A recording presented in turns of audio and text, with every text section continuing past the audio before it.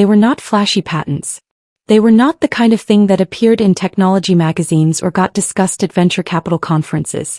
They were the kind of patents that described invisible things, the internal geometries of valve chambers, the specific tolerances that allowed pressure systems to regulate themselves under variable load conditions, the modular architecture that allowed industrial control systems to be scaled without redesigning core components. They were foundational.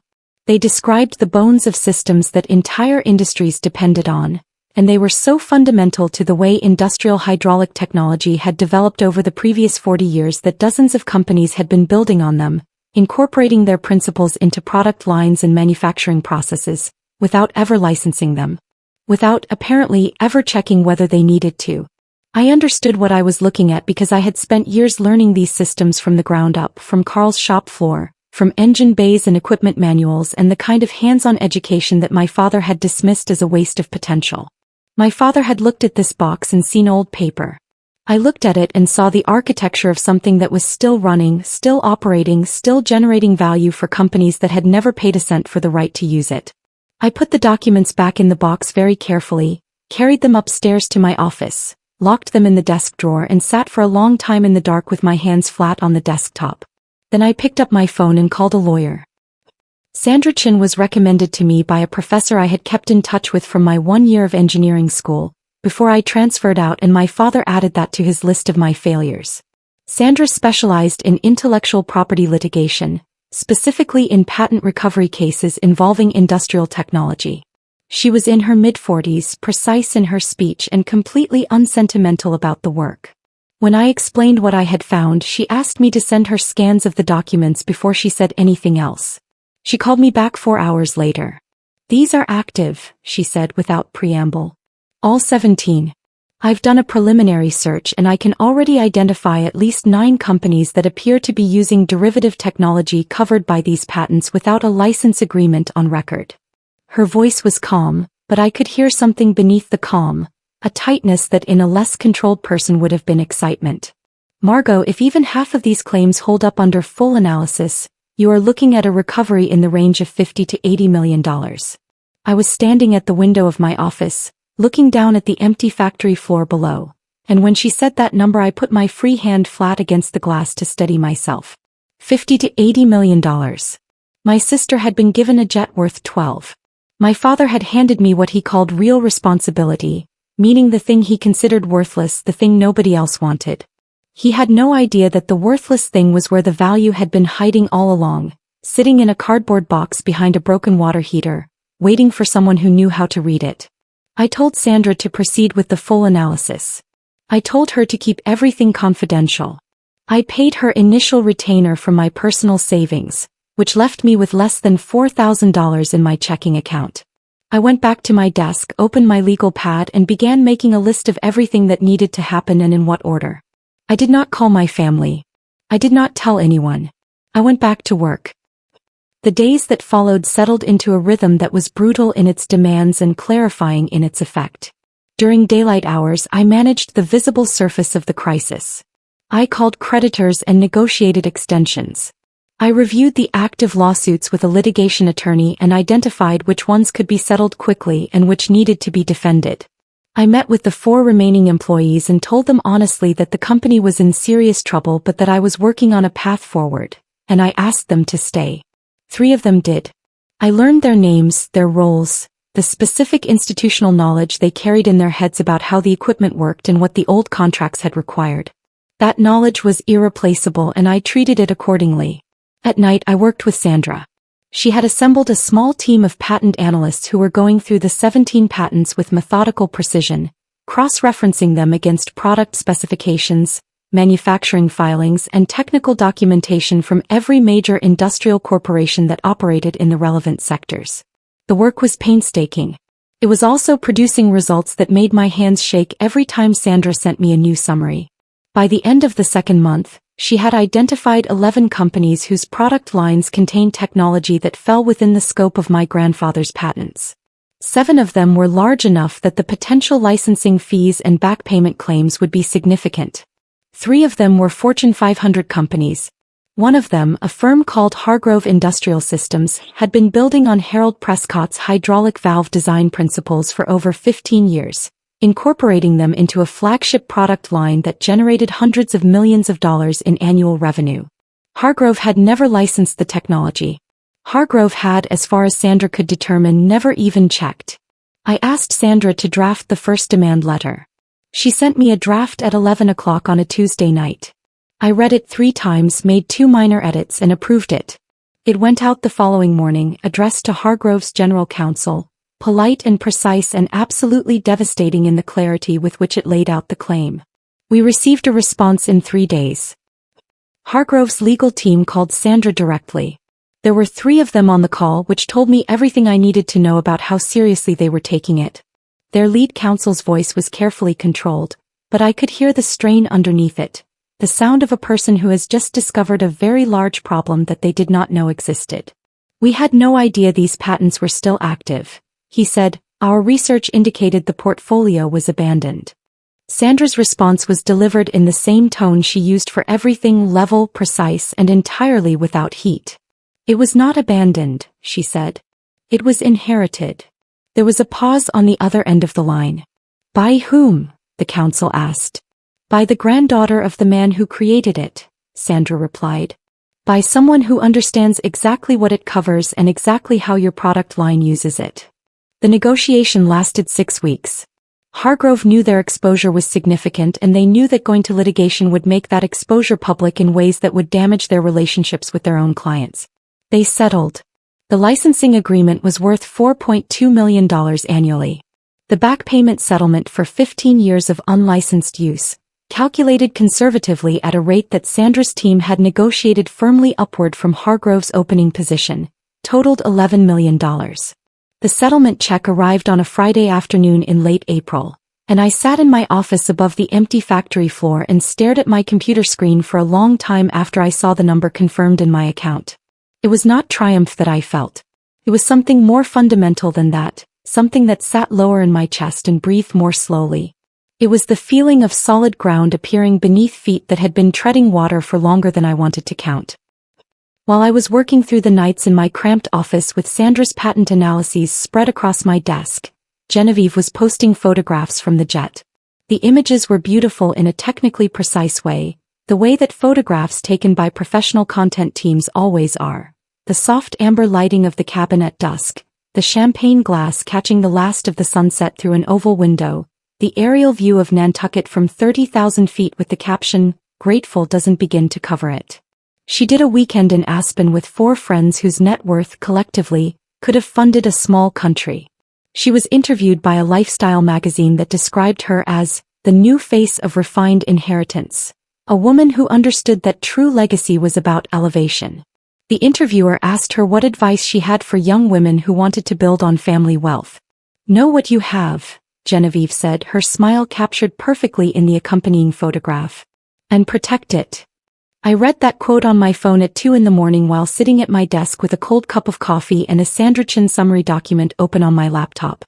I set the phone face down on the desk and went back to work.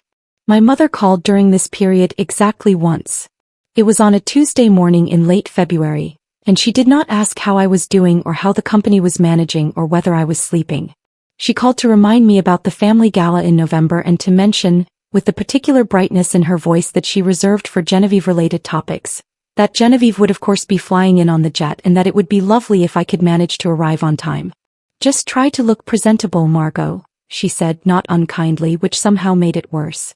"It's a formal event." I told her I would try. She said good. And then she said that she and my father were very proud of Genevieve for handling the aviation portfolio with such grace, and that they hoped the allied industries situation would resolve itself somehow. As if the company were a minor inconvenience rather than a $14 million crisis that I was dismantling piece by piece with my own hands. I said goodbye and hung up. I sat for a moment with my hands still on the phone, then I picked up my pen and went back to the spreadsheet I had been building. The dominoes were already falling. I was not arriving by jet. I was arriving by earthquake, and I was the only one who knew it. The second and third licensing demand letters went out within 6 weeks of the Hargrove settlement. Each one followed the same structure. precise, documented, unapologetic.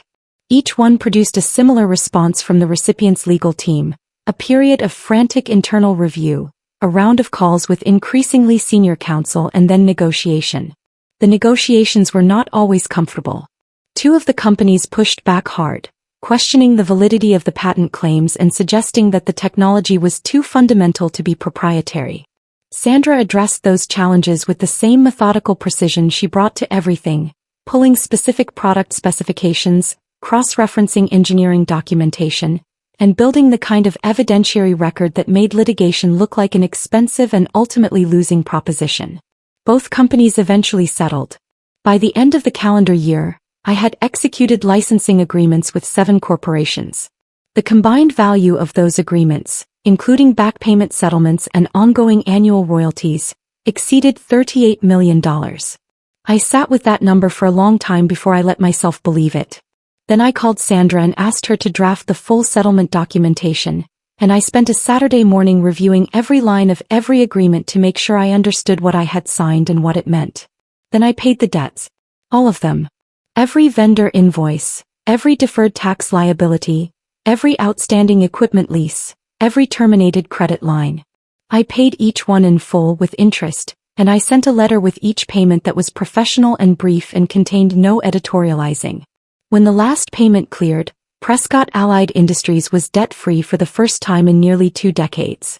The building was quiet that evening and I walked through the factory floor alone, my footsteps echoing on the concrete, and I thought about my grandfather Harold standing in this same space 60 years ago with his coveralls and his wrench and his ideas that were so fundamental they had outlasted everything my father had tried to build in their place. I called Carl the next morning. He had retired 2 years earlier from the Bridgeport shop, but he answered on the second ring. I explained what I was doing, what I had found, and what I was building. He was quiet for a long moment. Then he said, "Your granddad was the smartest engineer I ever heard of, and I never even met the man. I've been working around systems based on his designs for 30 years. I asked him if he would come work with me. He said he would think about it. He called me back the same afternoon and said yes." When Carl walked onto the renovated factory floor for the first time, he moved slowly, taking everything in, running one hand along the frame of a newly installed precision lathe. He stopped in the center of the floor and looked up at the ceiling, then around at the equipment, then at me. "Your granddad would have loved this," he said quietly. His voice had something in it that I recognized but couldn't name immediately. It took me a moment to identify it as pride. I turned away to look at something on the other side of the room, giving myself the seconds I needed to get my face under control. Genevieve's world did not collapse dramatically. It eroded.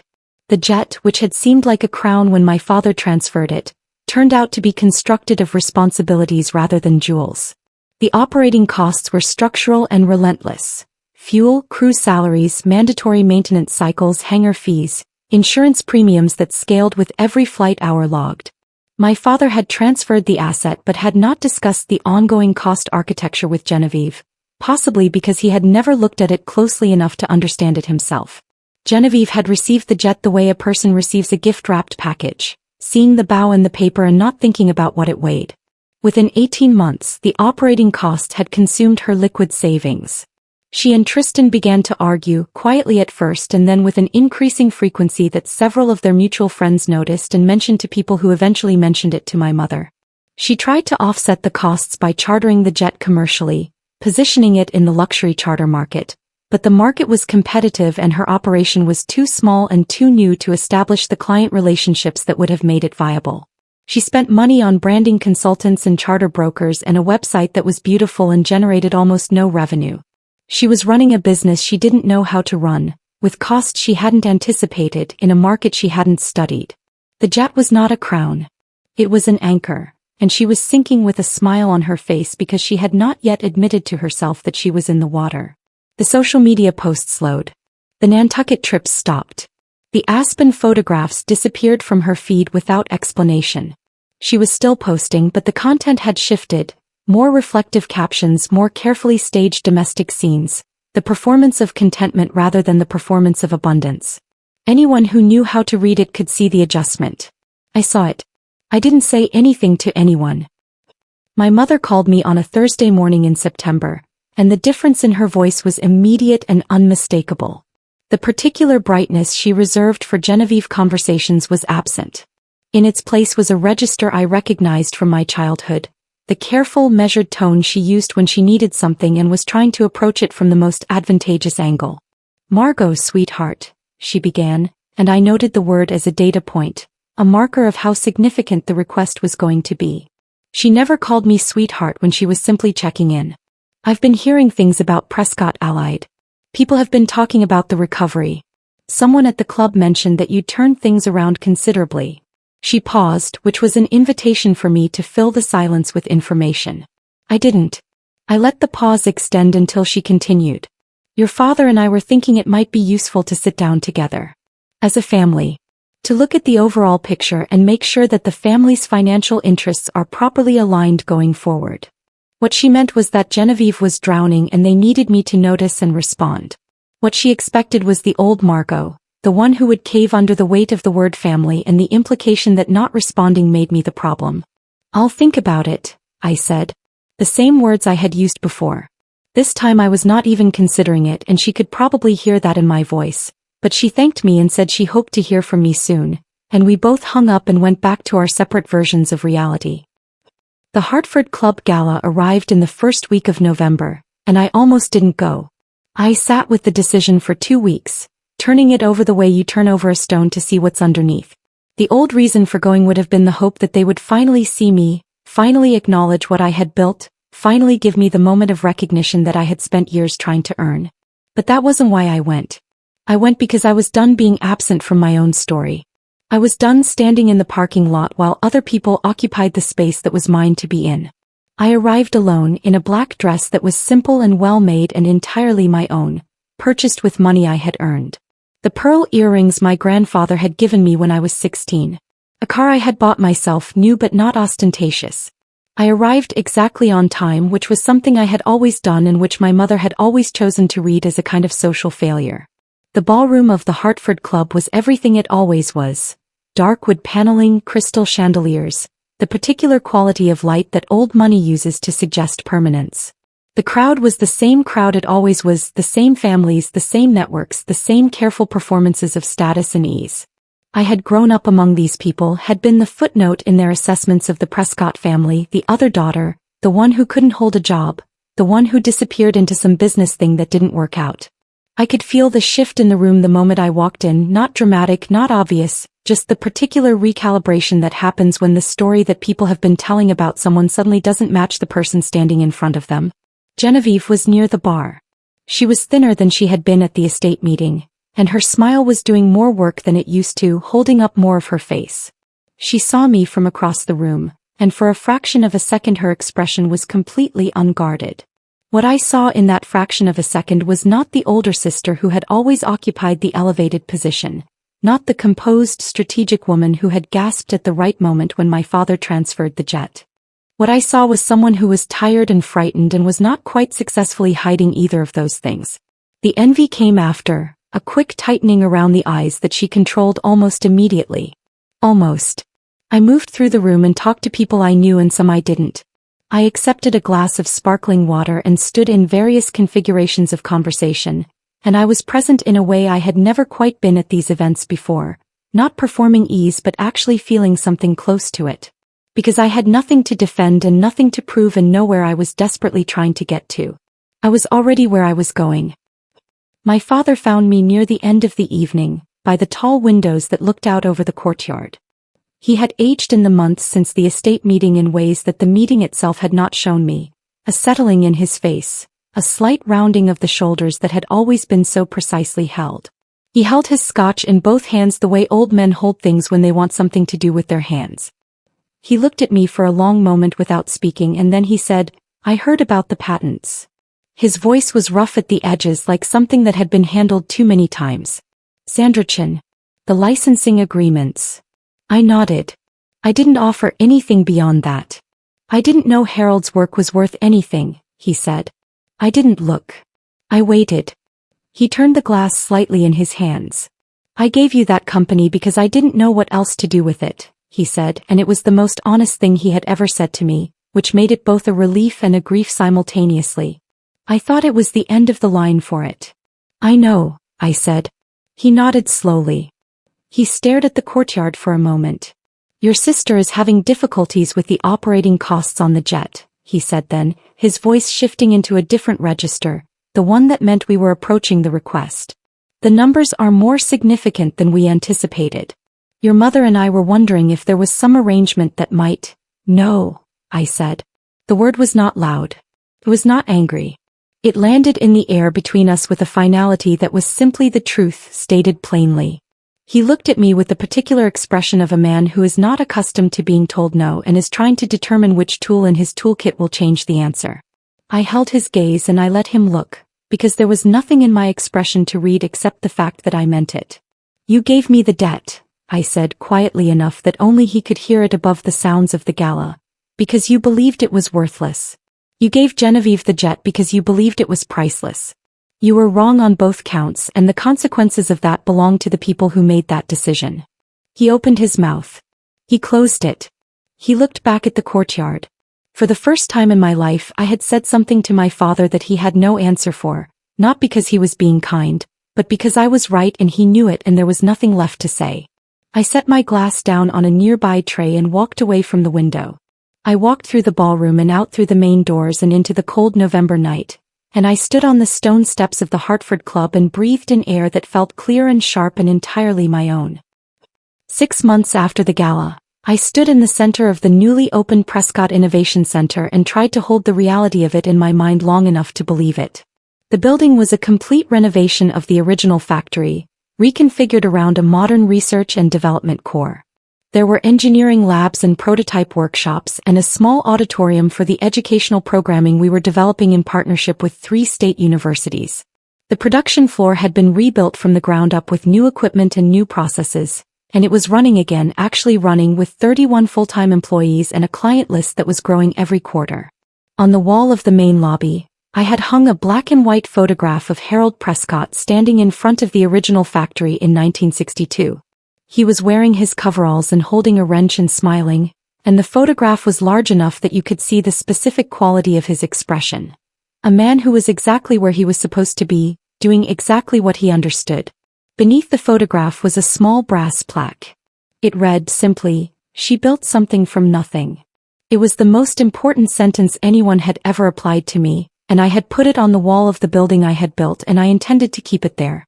Genevieve sold the jet in January at a loss that was significant enough to require a restructuring of her and Tristan's personal finances. They moved to a smaller house in a quieter neighborhood. The social media presence wound down to almost nothing. My mother stopped calling. My father sent me a formal letter in the spring through his attorney, acknowledging the patent licensing agreements and noting that the family was pleased that Prescott Allied had stabilized.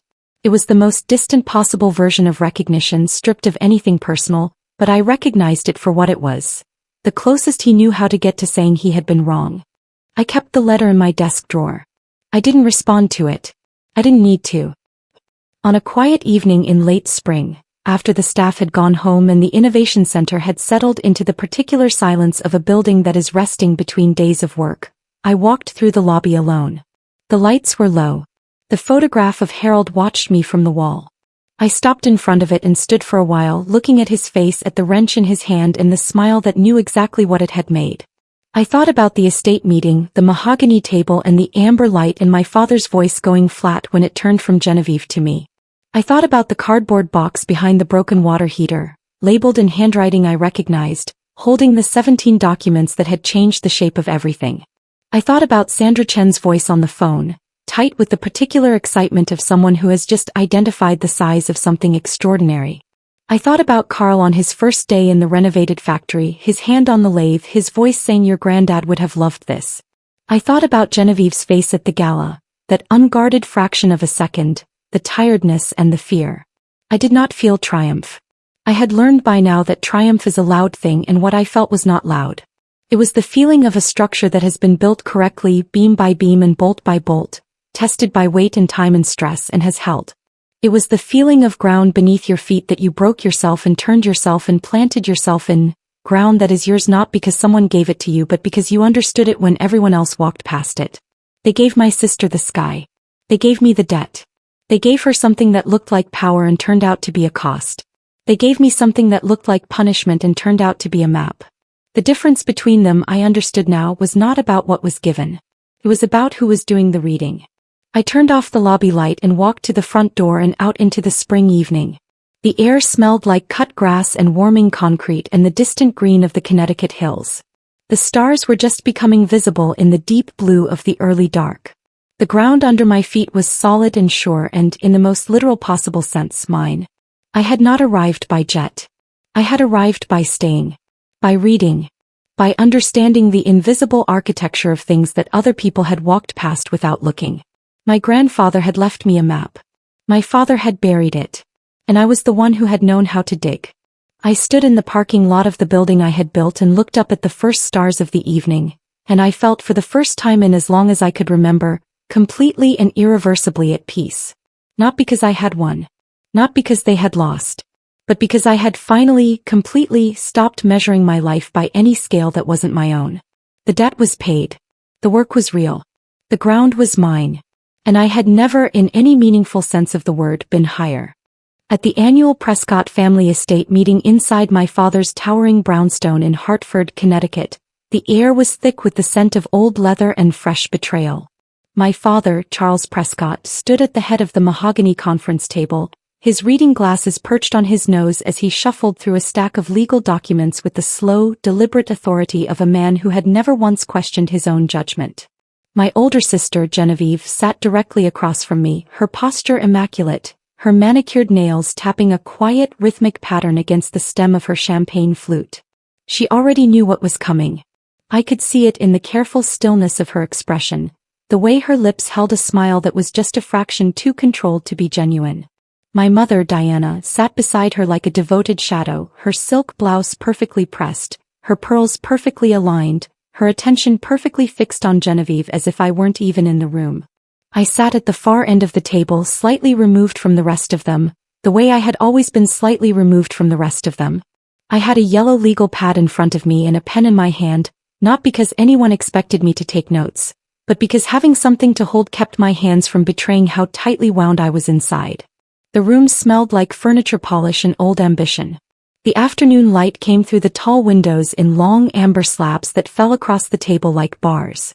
My father cleared his throat and began to read. His voice carried the particular weight of a man who believes every word he speaks is historically significant. To Genevieve Prescott Lane, he began, and I watched my sister's chin lift by a fraction of an inch. I am transferring full ownership of the Prescott aviation portfolio, including the Gulfstream G700 jet, the hangar lease at Westchester County Airport, and the associated luxury charter accounts, effective immediately upon execution of this document. Genevieve set her champagne flute down with a soft, precise click and pressed both hands flat against the table. She closed her eyes for exactly 2 seconds, then opened them, and the gasp that followed was so perfectly timed, so beautifully calibrated between surprise and gratitude, that for a single irrational moment I almost believed it was real. My mother made a sound that was somewhere between a sob and a laugh and reached forward to squeeze Genevieve's wrist. "You deserve every bit of it, sweetheart," she whispered, her voice thick with a love she had never once rationed where Genevieve was concerned.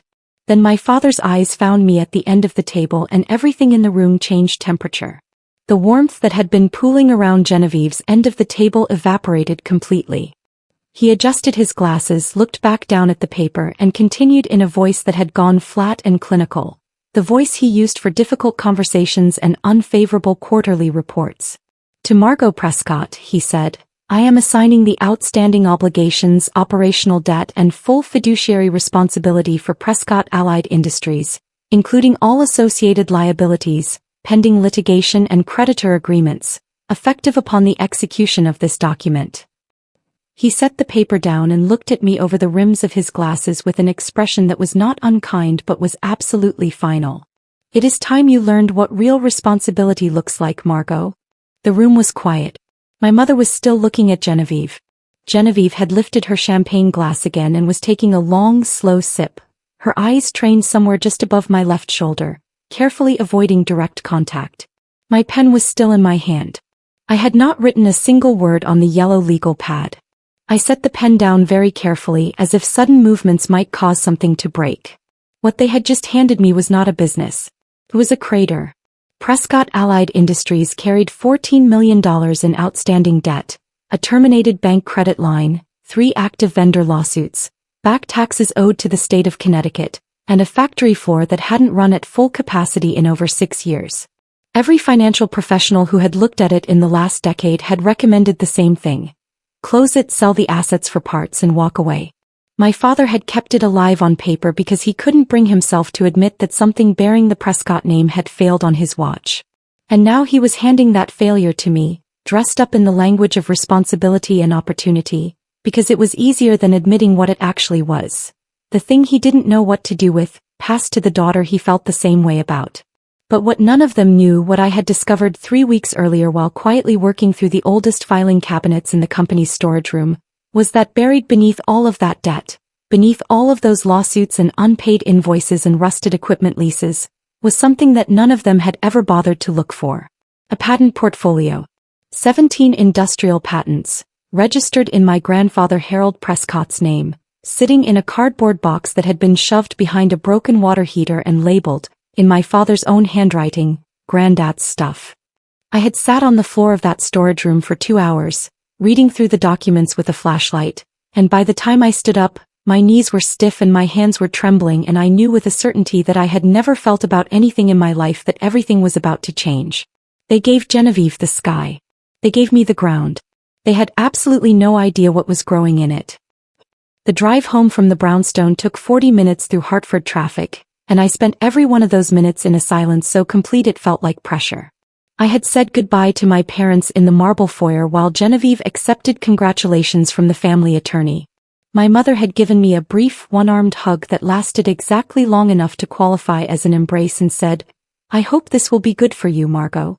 Character building. Then she had turned back to Genevieve. I had carried my single box of inherited documents out to my car myself, loaded it into the trunk of my 10-year-old sedan, and driven away without looking back at the brownstone. I had made that particular choice consciously. I did not look back. It was a small act of self-preservation, and it cost me more than it should have. I grew up in the long, specific shadow that Genevieve Prescott cast over everything she touched. She was 3 years older than me, and from the beginning she had been the family's primary achievement, the proof that Charles and Diana Prescott had done something right. She graduated from Wharton with the kind of academic record that gets framed and displayed in faculty offices. She married Tristan Lane, a hedge fund manager with a jaw like a movie star and a network like a spider's web, at 26 in a ceremony that was featured in 2 regional magazines and 1 national lifestyle publication. She chaired 2 nonprofit boards, spoke 4 languages, and maintained the kind of social presence that made people feel honored to know her. She had never, as far as I could determine, done a single thing that her parents hadn't approved of in advance. I had spent my entire childhood being the other one. Not the bad one, not the troublemaker, just the one who didn't fit the Prescott blueprint. While Genevieve was winning mock trial competitions at her private school, I was in the garage taking apart engines to see how they worked. While she was interning at Goldman Sachs the summer before her senior year at Wharton, I was working at a machine shop in Bridgeport, Connecticut, learning hydraulic systems from a mechanic named Carl who wore the same gray coveralls every day and could diagnose a failing pressure valve by sound alone. Carl was the most genuinely knowledgeable person I had ever met, and my father had never once asked his name. "You are wasting your potential," my father told me more than once, usually while standing in the doorway of the garage with his arms crossed and his expression arranged into something between disappointment and resignation.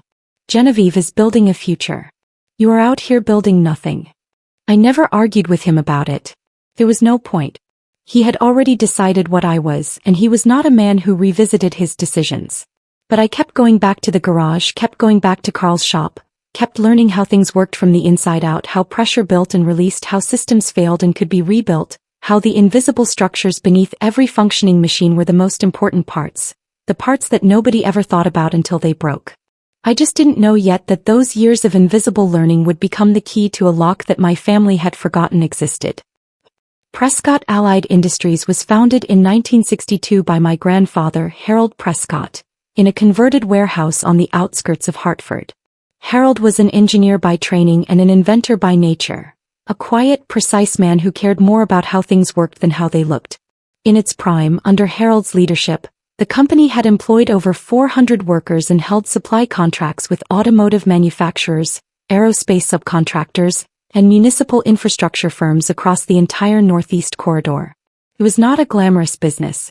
It made components, specifically precision-engineered components for industrial hydraulic systems, the kind of parts that go inside the machines that build other things. It was essential, unglamorous, and deeply profitable. When Harold died, my father inherited the company and the vision that came with it. He kept neither. Charles Prescott was a businessman in the social sense of the word. He understood presentations and partnerships and the importance of being seen in the right rooms with the right people. He did not understand manufacturing tolerances or pressure coefficient specifications or why the difference between two grades of valve steel mattered enormously when a system was operating at high temperature. He found the factory boring and the engineering tedious, and so he did what men like him always do with things they find boring and tedious. He neglected them in favor of things that felt more prestigious. He poured capital into aviation assets and luxury real estate. He hired managers to run the factory floor and stopped visiting it. He let the contracts lapse and the equipment age and the client relationships atrophy, and by the time I walked into the cramped second-floor office above that factory floor with my single box of inherited documents, the company was a husk. A name on a letterhead and a mountain of obligations and a building full of machinery that hadn't run at full capacity since before I finished college. I spent my first week doing nothing but reading. I read every document in every box, every filing, every contract, every piece of correspondence that had passed through the company in the last 20 years. I ate at my desk cold sandwiches and bad coffee from a machine in the hallway, and I stayed until the cleaning crew came through at midnight and then stayed after them. The picture that emerged from all those documents was exactly as bad as I had feared in the ways I expected and more complicated than I had expected in the ways that mattered. The debt was real and it was serious. The lawsuits were legitimate and they needed addressing. The creditors were patient but not infinitely patient, and some of them were already talking to lawyers. But threaded through all of it, appearing in references and footnotes and a single obscure line in a 2004 internal audit, was a phrase that stopped me every time I encountered it: Prescott Core Systems Patent Trust. I first saw it on a Wednesday evening, noted it on my legal pad and moved on. I saw it again on Thursday morning in a different document and circled it. By Friday afternoon I had found 7 separate references to it across documents spanning 15 years, and not one of those references explained what it was or where the underlying records were stored. I found those records on a Saturday morning in the storage room off the main factory floor, behind a broken water heater, in a cardboard box labeled in my father's handwriting, "Granddad's stuff." I sat on the concrete floor of that storage room for 2 hours with a flashlight and the contents of that cardboard box spread around me, and by the time I stood up I was a different person than I had been when I sat down. The box contained 17 patent certificates, each one registered in Harold Prescott's name, each one covering a specific innovation in precision hydraulic valve design and modular pressure regulation technology.